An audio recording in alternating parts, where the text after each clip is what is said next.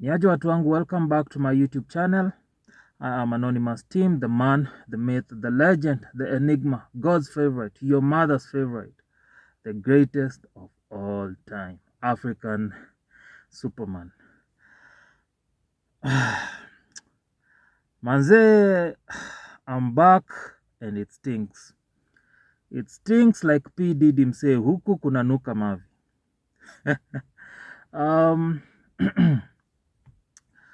Before we go to PDD and other stories, let's talk about Mwaf.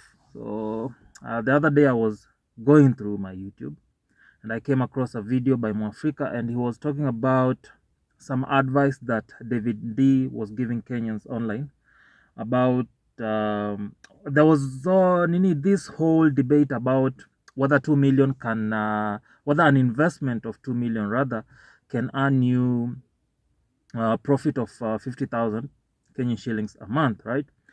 And a lot of people were saying it's impossible. And one of the people that was saying it's impossible is Kanini's Mwafreeka. So Mwafreeka came out and made this whole video about how it's close to impossible to make 50,000 from an investment of 2 million Kenyan shillings, even with an MF investment, right? So Mwafreeka's argument was based on his past investments, which never worked. So he pretty much has gone through an Alicia Kanini butt plug experience with life and with business more so.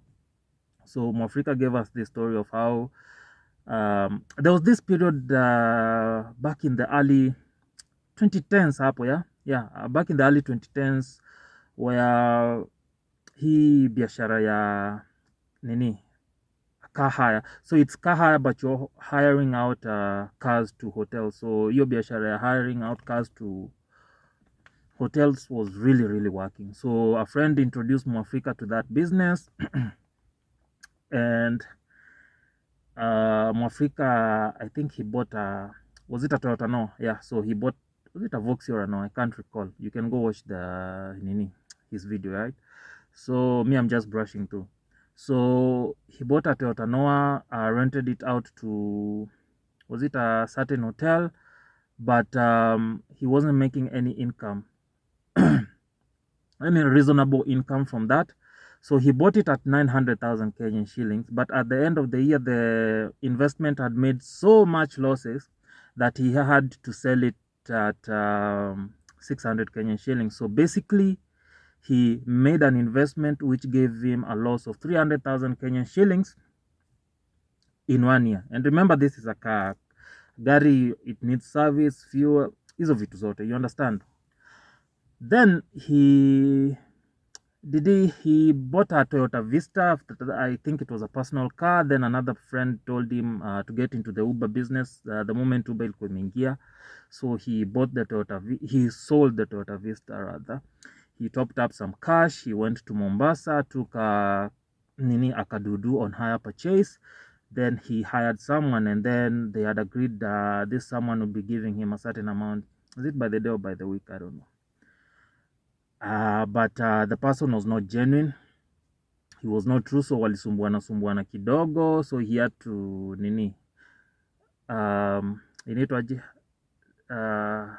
part ways with that guy. Then later on he found another guy, a genuine guy, right? And so the agreement yenye wali agree na umsi genuine worked out for some time. But remember, he car alikuwa na service loan because it was a car bought on hire purchase. So yes, so he was late on his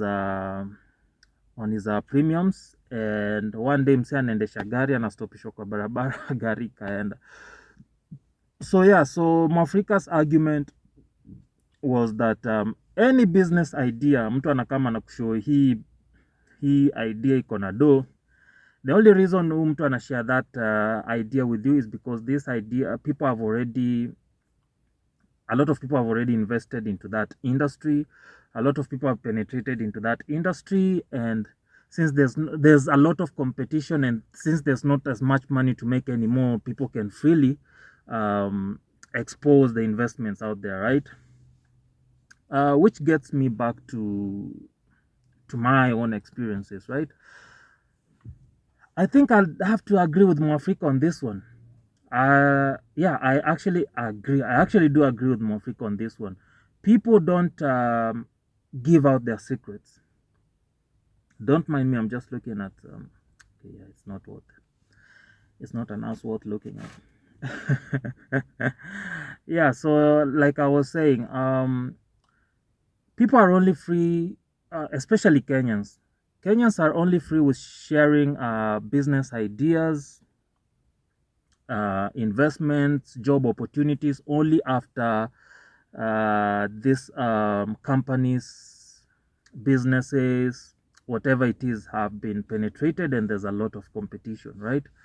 So back to the story. So yes, so I do agree with Mwafreeka on that one specifically. Mtu yote tu akikama kwambia sijui hii area iko na do, you know, proceed with caution, because you're not the only one with that idea. Just look at an example with something like Remotask. Remotask was a well-hidden secret for quite some time. And when I say Remotask was a well-hidden secret, I'm talking about Remotask, you know, people buying accounts from the US and using proxies. That was a well-kept secret, and people made quite some money in the earlier days, right?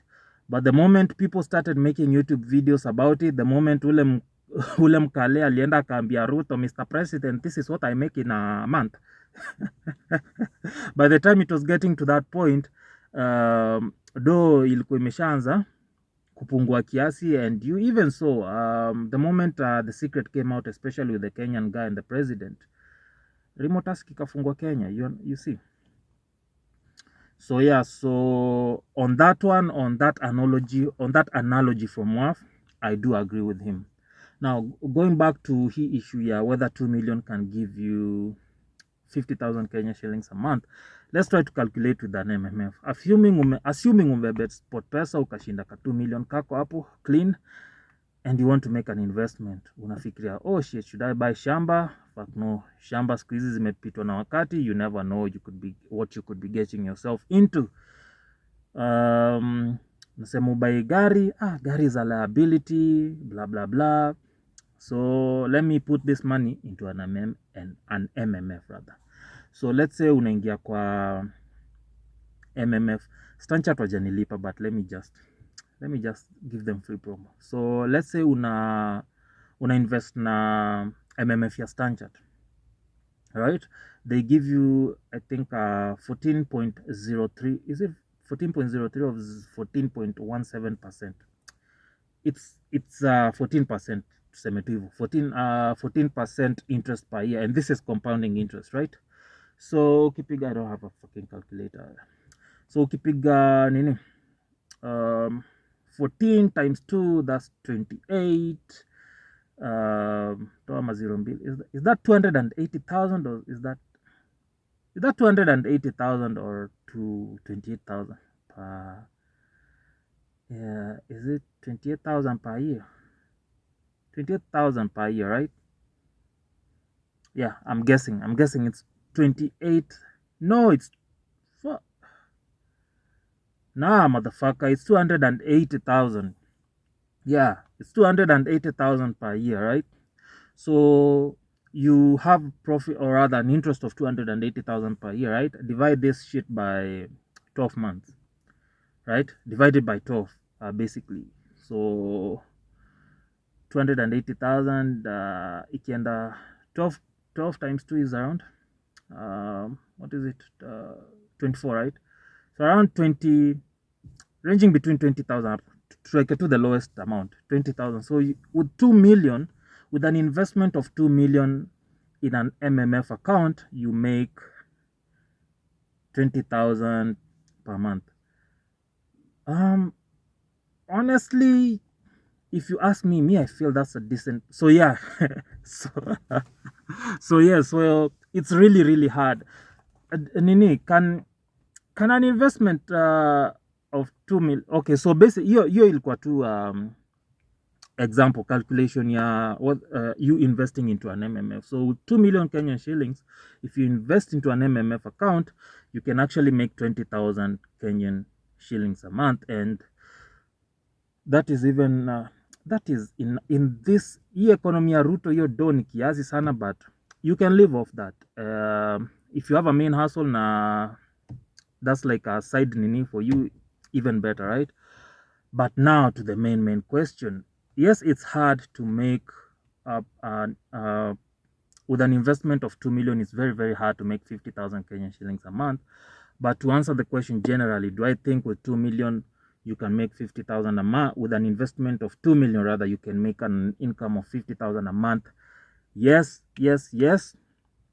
And you can even make more depending on what you're investing in. So ina depend on knowledge. You understand? So let me just give you an hypothetical example. So Mwaf was actually saying with an investment of 2 million, you can't make 50,000. I only agreed with him on the fact that people only introduce you to ideas that have already been explored. So yes, it can be difficult to make that amount of money with an investment of 2 million if you do not know what to invest. If you do not know what to invest on, or rather what to invest to, unajua, if you don't have that knowledge. But sasa, let me just give you a typical example a typical example. So umekuwa ukitafuta kazi all around Nairobi, all around Kenya, hujakuwa unapata. Then you decide to go online, right? And you decide to search for remote companies that are hiring worldwide. And maybe umesomea accounting and shit, and you happen to get niitwaje, so seme hata umeperuse through your phone, right, na bundles zako, then you get a company that is hiring worldwide and they're looking for accountants.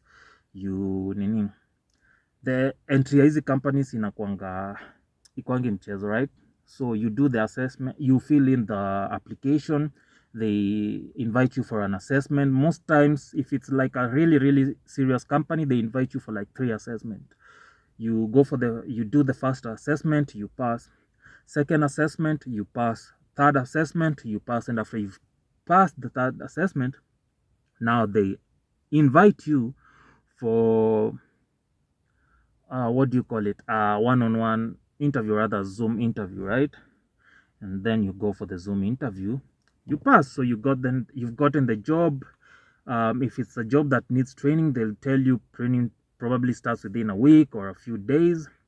If it's just a job that you're aware what you already need to do, they'll just need to take you through orientation 1 day and you can start work. But sasa you don't have yo ulikuwa una apply tu na job. Let's say you don't, ama ulikuwa una apply kwa cyber cafe, who knows. So you don't have a laptop, you don't have internet, maybe hata unaishi kwa wazazi, hauna nyumba and shit. Hauna backup ya electricity in the event that because remote companies are very strict, unaona. If you're going to work from home, if you're going to work remotely, unafaa kuwa umejipanga to the extent that you even have backup, unaona. So what you do, you decide, okay, wacha nitafute sasa nini. So hizi vitu. So number 1, most remote companies will not hire you unless you have a laptop that has a processor speed of is it 8 GB? Some even 16 GB. Some are strict to the point that they need ukuwe na laptop ama PC iko na RAM ya 16 GB, but let's put it at a minimum of 8 GB na storage, hard disk storage 500 HDD or a minimum of 256 SSD storage. Ya lapi, do most need lapi kona graphics? No.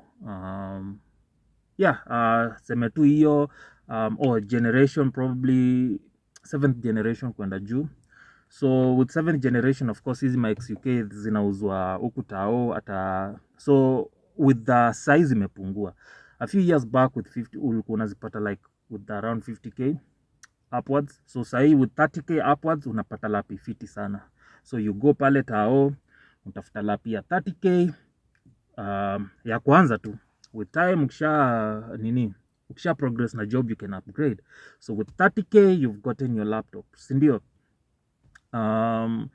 Let's see, what else do you need? You need reliable internet. Let's not even go the Starlink way. Say to minimize cost as much as possible. So which is the best internet after Starlink? Safaricom fiber. Say Safaricom fiber at 2,999. Now I say wajanilipa for product placement. The fuck? Anyway, we shall revise in the future. They'll pay me for this advert in the future, right? So with 2,999 Safaricom say wameongeza, wame triple speed zao. Initially, like 4 years back, the 2,999 bob got you 5 Mbps internet speed, right? 2 years later, they doubled it to 10 Mbps, and now with the competition from Starlink, they've actually tripled it to 15 Mbps, of which mimi hata sioni any difference, honestly. Like your speed ya 10 Mbps near 15 Mbps, for me it's more or less the same. So I don't know. As in, when I say it's more or less the same, I mean like it doesn't feel like wame upgrade. So I don't know whether to enjoy it's like 15 Mbps on record, but 10 Mbps on ini. Hata hiyo ya 5 Mbps ikuwa naona difference sana. So I don't know. Maybe wao si wa Safcom ndo wanaweza tuelezea, right? So with 3,000 you get installation na kwanga free, so that's like 33,000. You have your laptop and and your internet, and voila. Sorry. So you need backup, right? You need backup your steamer, so you can buy UPS in a range from 20,000 hapo. Kuna UPS at 20k, so you get 20k. With the remote companies, if they are hiring worldwide, more so they pay around $3 per hour, especially if they're hiring from third world countries. But if it's like a super nini position, yani utasemaje, like a specification, a position that is a specification, yeah, like your accounting and shit like that, they'll pay you what they normally pay US based employees, which is not less than $15 an hour. So you're guaranteed of so if you're being paid $15 an hour, you're guaranteed of, let's say, to convert it to Kenyan shilling, so you are guaranteed of a minimum of at least 200k. Yes, $15 times 8, yoni 20, yoni 12k times 5, 60 and 20. Yeah, so in a month you're guaranteed of 200,000 Kenyan shillings. Una get from only an investment of how much? 50k. So yes, do I believe that 2 million can make you 50,000 a month? It can make you 50,000 a month and even more. So it just depends on what you're investing in. Ni venye sasa unajua watu kama Mwafrika ni wale millennials wazee wanafikiri investments in terms of kufungua biashara, vitu kama hizo. But most of you out here ni majenzi, you're young people and the younger millennials, you're living in the age of the internet and opportunities online.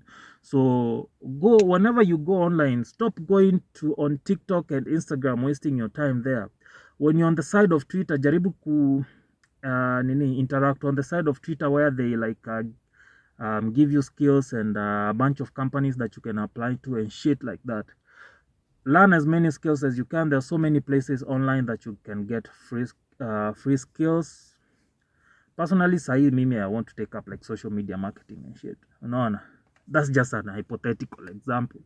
You can take on like a free code camp, teaches people coding for free. So if you're passionate about coding and shit like that, those are some of the platforms that you can actually, so yeah, go ahead and learn as many skills as you can on the internet. It's so free, even with the TikTok, even with YouTube.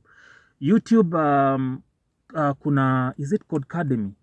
Yeah, I think it's Codecademy. Codecademy has like a dedicated YouTube channel where like they just take you through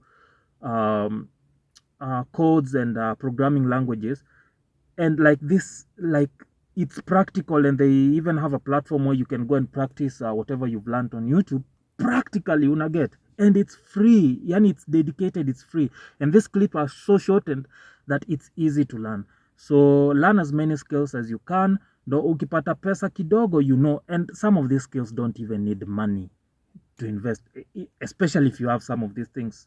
If you have a laptop, internet and shit like that, you don't need money. So can 2 million Kenyan shillings make you 50 million? It can make you even more.